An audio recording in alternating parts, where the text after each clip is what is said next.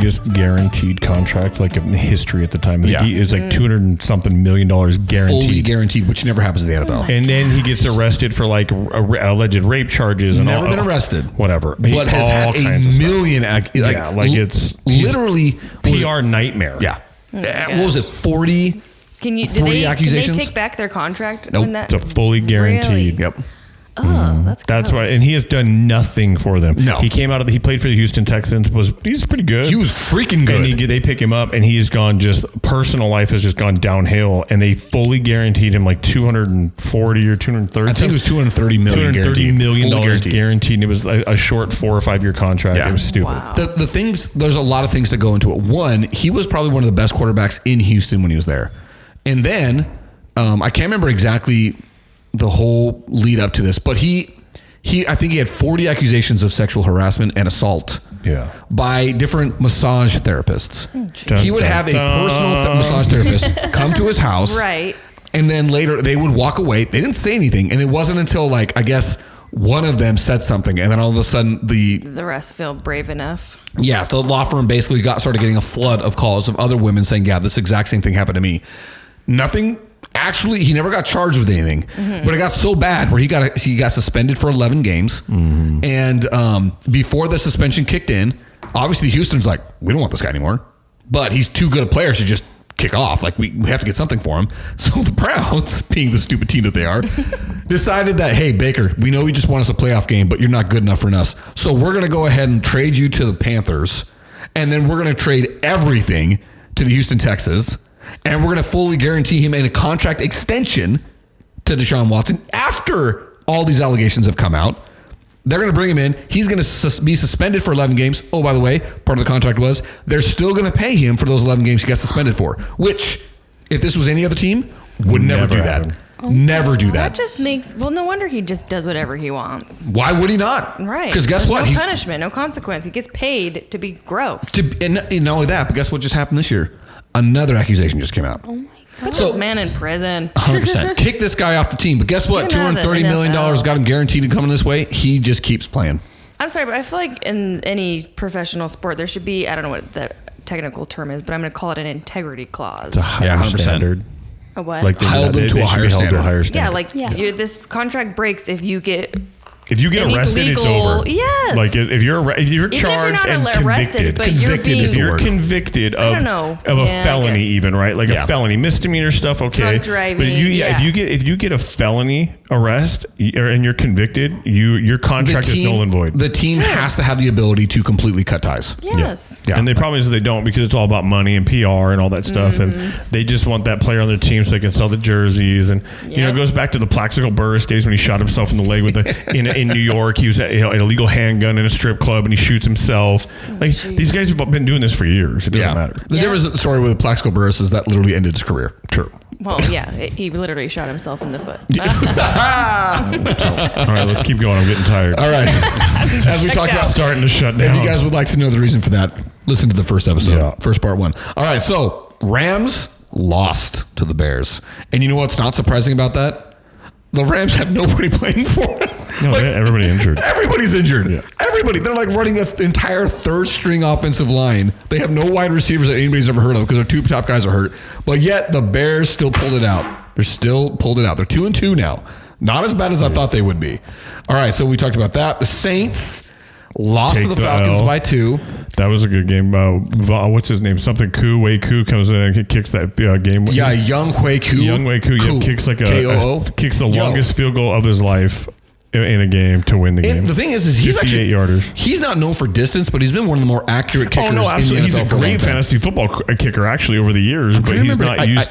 I know his name. I'm looking it up now. It's something Koo. Young Ho, like literally put those 2 words together. Young Ho, Koo. K-O-O. K-O-O, yeah. Yeah, Y-O-U-N-G-H-O-E. So honestly, if you were to say that like somebody, it's Young Ho, pronounced a little bit differently. I'm sure it is, but that's literally the way it spells. Yeah. And I've never actually heard anybody say his name, and I've watched a lot of football. Yeah, but he's actually a very accurate kicker. And he had a 58-yarder to win the game. Yeah. So then we go to this. Your Cowboys on Thursday night, they did win in one of the ugliest and sloppiest games I've ever seen somebody win. You know what sucks for that game is, the spread was 5.5, and Brandon Aubrey misses his first kick like ever. Yeah, and he doesn't cover the spread. Dude, when he missed that, I text you, I'm like, that does not bode well because he does not miss. No. And then you lost to Marcus Lawrence and Micah Parsons. That's a big deal, dude. The turf monsters get him. Yeah, dude. But it's okay. Because MetLife Field has got the worst turf in the NFL. I'm now everybody knows it. 13-0 in my bets with my buddy. And I got a new cowboy hat for it, like a Cowboys hat. We kind of downgrade. He's like, bro, I bought you, let's start low this year. I'm like, all right. I said, and then I wanted to double or nothing. He goes, no, what do you want? And so I just picked, he had sent me a hat. So I sent him one back that I wanted. So that should be here. I'll hopefully have it for Maine. Very nice.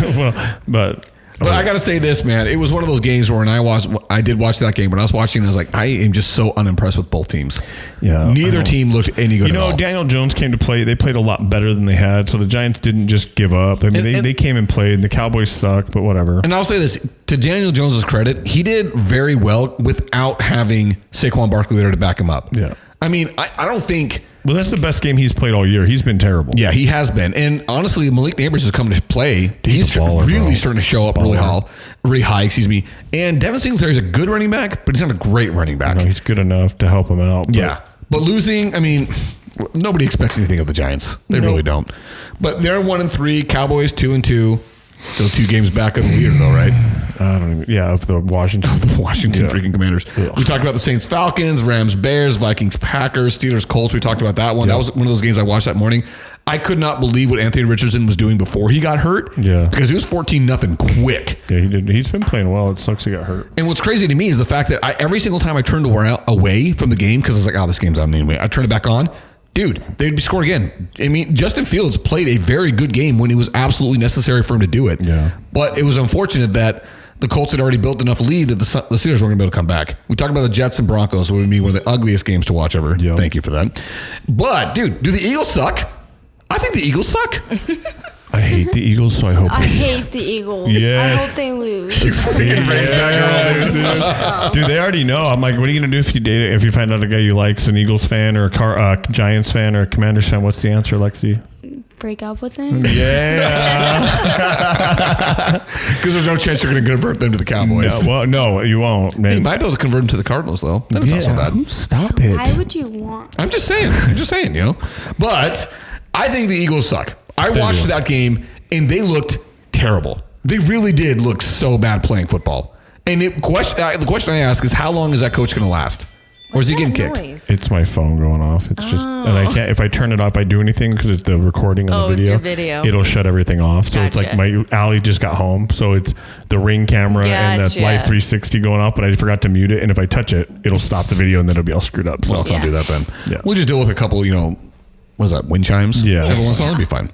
But, the Buccaneers absolutely destroyed the Eagles, 33-16. And it was not that close of a game watching it. No. It really was. It was Baker Mayfield threw for 347 yards.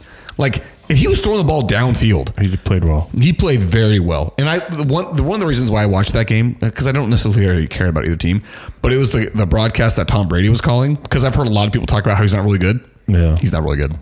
Dude, I'm sorry. I will forever die on the sword that Tony Romo is the best commentator ever.